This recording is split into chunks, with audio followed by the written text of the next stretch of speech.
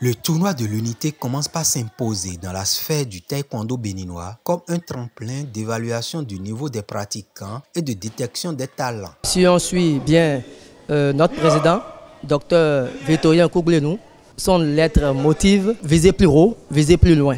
Donc c'est ce qui nous permet d'initier ce tournoi de l'unité au profit surtout des enfants, de la tranche de moins de 6 ans jusqu'à moins de 14 ans.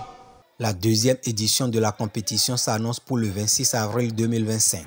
À un peu plus d'un mois, le club Colombe Taekwondo et des pratiquants s'attirent pour répondre au rendez-vous. On est en train de travailler, préparer les enfants pour mieux les aguerrir afin de décrocher plus de médailles à ce tournoi, surtout que c'est le club phare, le club la Colombe Taekwondo qui organise le dit tournoi. C'est une occasion qu'on donne aux compétiteurs de s'évaluer, aux entraîneurs également. Ça va servir aussi un vivier déjà pour détecter les jeunes talents pour les compétitions internationales parce que c'est une compétition qui est parrainée par la fédération.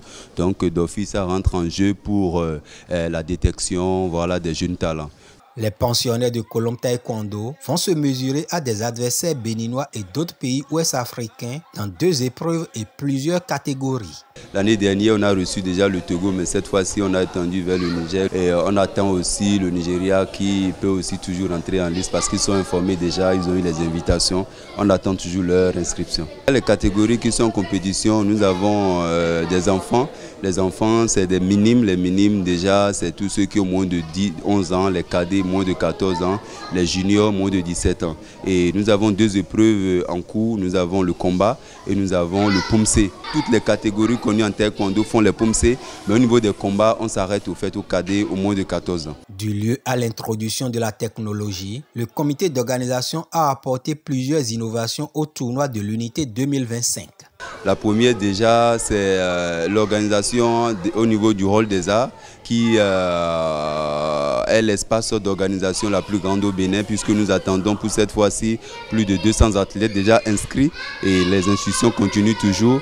Et pour la première fois, nous aurons à étendre nos aires de compétition jusqu'à 4 aires. Et au standard international, nous utiliserons également le matériel électronique. Donc l'innovation surtout, c'est faire cette compétition dans les standards, dans les normes internationales. Comme à la première édition, la compétition va bénéficier du soutien de Kassirat Adeshi, notaire de profession et passionné de l'art. Le taekwondo incarne des valeurs essentielles comme la discipline, le respect, la persévérance. J'ai choisi de parrainer cet événement parce qu'il offre une véritable opportunité aux jeunes filles comme garçons de se dépasser et de rêver plus grand.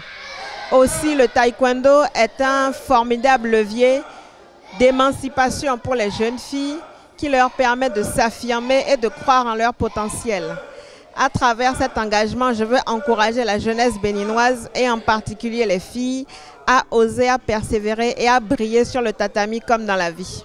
Rendez-vous le 26 avril 2025 pour la 2e édition du tournoi de l'unité. Mais avant, les pratiquants continuent à affûter leurs âmes.